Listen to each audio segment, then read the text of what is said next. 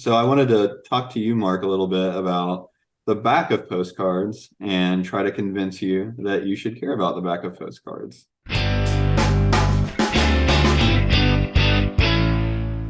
So I got something different, something new, something innovative. I never run across an idea like this. Maybe something that people talk about it, but I've never seen anybody actually make it happen. Remember when I went down to Nashville and bought those 55,000 postcards? If you haven't seen that video, I went on this year and bought a whole bunch of postcards from Daniel.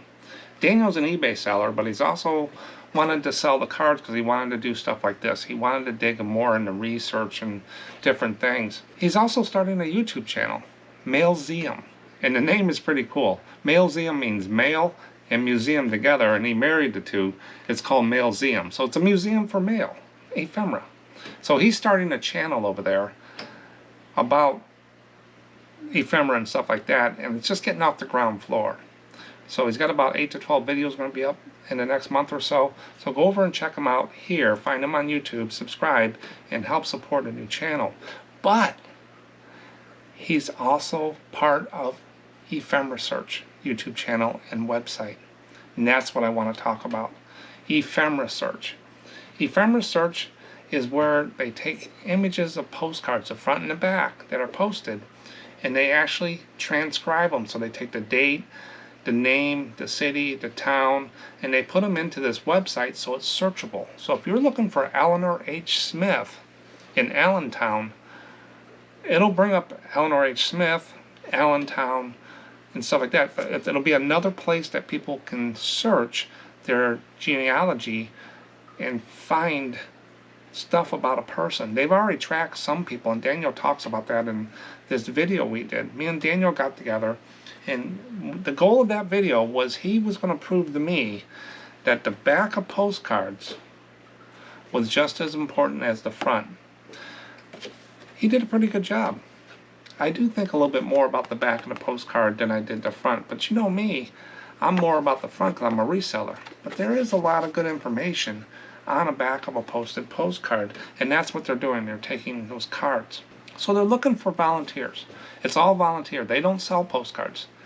This is all volunteer transcribing. So I submitted to Daniel about 3,500 postcards front and back on a DVD. I sent it to him, and he's going to upload them to the Ephemera Search website, and the link again is here. And people can sign up at the site and they can transcribe. They'll go in and look at what's on the back of the card, and they'll put tags in: Allentown, Pennsylvania, Eleanor H. Smith.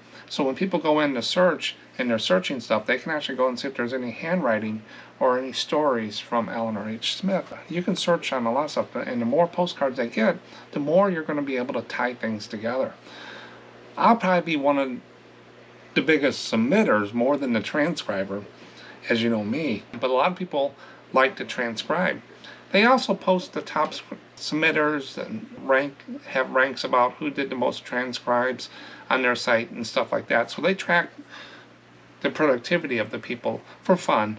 They go to different shows and look up postcards, or they'll go with the scanner and they'll scan the postcards to a little SanDisk, and they'll bring it home and upload them.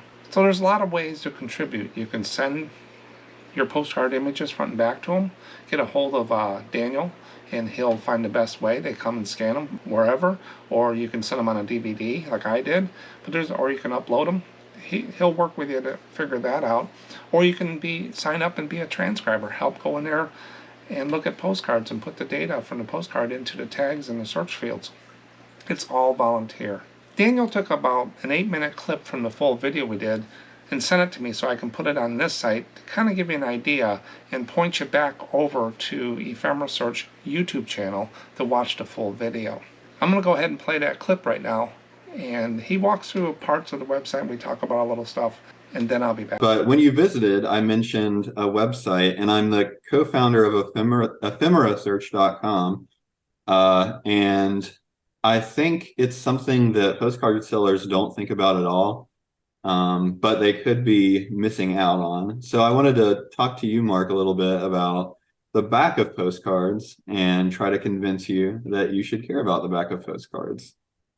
So Like I said, I'm the co-founder of Ephemera Search, and we digitize and archive old postcards.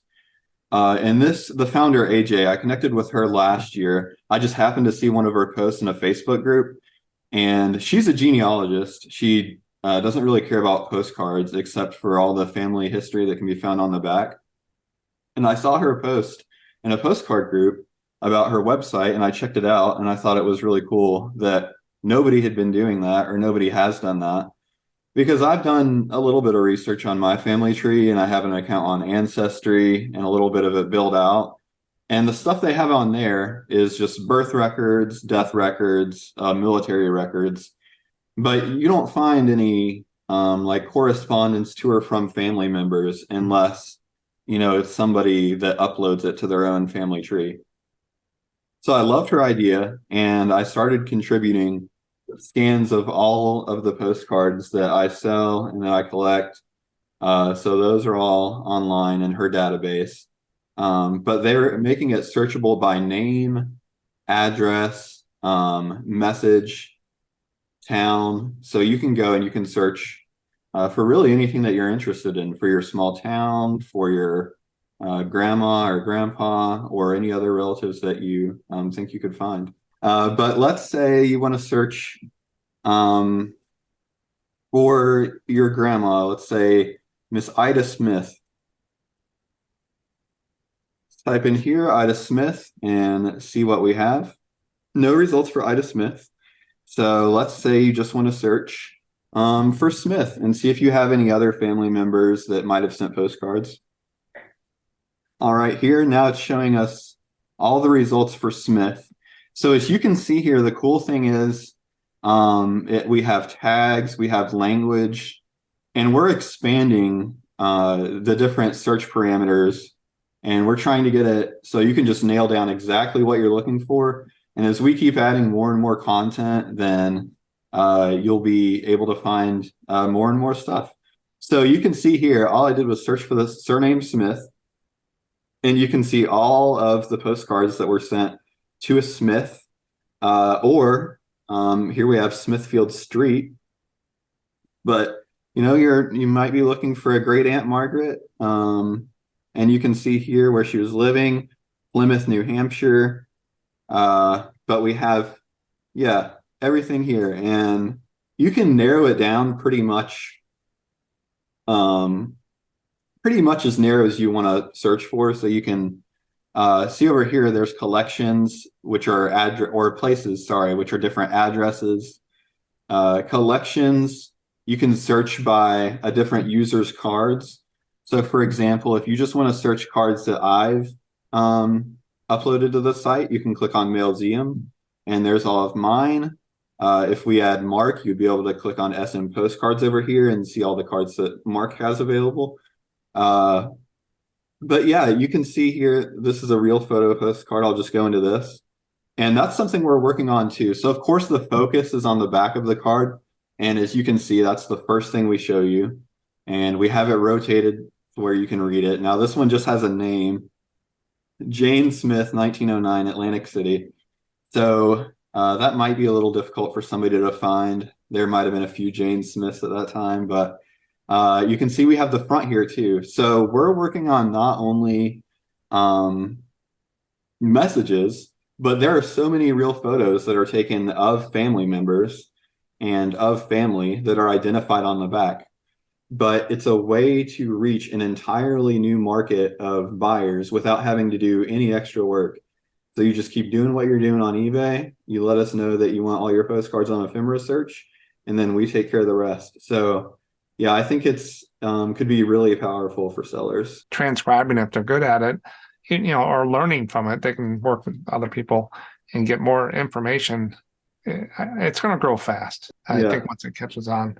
And so I know some people that are sellers, they're real big into researching. And there's others that are, they're just selling the front of the card. You asked me if I'm interested in the back of the card a little bit more. Yes. It does interest me. It makes me want to go in there and help out with the transcribing. I wouldn't know how to read some of the stuff, but I know enough about the cancels, the dates, I Hmm. can read the name Smith on there, Hmm. and put some tags in there and help out in those things and become I probably won't be the top transcriber. I would be someone that's, hey, I got time here right now. I'm going to go in and I feel like doing stop listing and doing this other stuff. I got something else to play with right Hmm. now and watch it grow and be a Yeah, part absolutely. of And it. mhm. And you can see like if somebody's looking at a card, they could see that you transcribed it. So that's something that's really cool that you could directly know that you helped this person find their family member. But yeah, I was never really interested in the back of cards either until I discovered the site. But now that I am so into it, I'll read, if I can read a message on the back, I'll usually read it. And I saw one the other day. It was such an interesting card. It was just a greeting card, but the message on the front was, it's like, I know I've haven't made you laugh as often as I should. And I know I haven't loved you as much as I should, but I know that you're always happy to hear from your boy. And it's like, wow, what a strange message for a postcard. And then on the back, the message is from a man who just got married. And I looked him up on Ancestry. This was his second marriage. But he was writing his parents to let him know that he had just gotten married. And obviously, they didn't come to the wedding or they didn't approve of the wedding. So he said, just wanted to let you know that I was married yesterday at 11 a.m. Please feel free to visit anytime. But I just thought it was so heartbreaking, the card that he sent to his parents. And it looks like he married a girl from his hometown in about 1903 or something, and Yeah. then got remarried in Houston around 1911. But the stories that you can uncover with postcards through the message on the back are just amazing. Yeah. It'd be interesting. Like I said, I look at probably the technical side of it and the process and procedures you guys are going through and coordinations, but just the information is priceless for people. So that was just a little bit of the video to tease you about it, but I really think it's innovative. You're going to see different things here and there from Ephemera Research on this channel. I fully support them. They got some things they need to work out.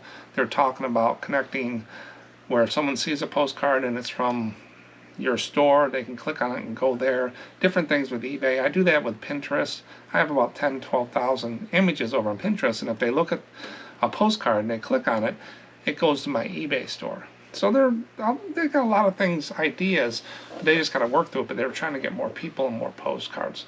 So become a transcriber. Subscribe to these channels. Daniel's channel, Mailseum, and then Ephemera Search channel. And then go over to the website, sign up, and become part of something that's going to grow. So in the future, you can say, I was there when they first started. Thanks for watching. I'll catch you in the next one. Bye.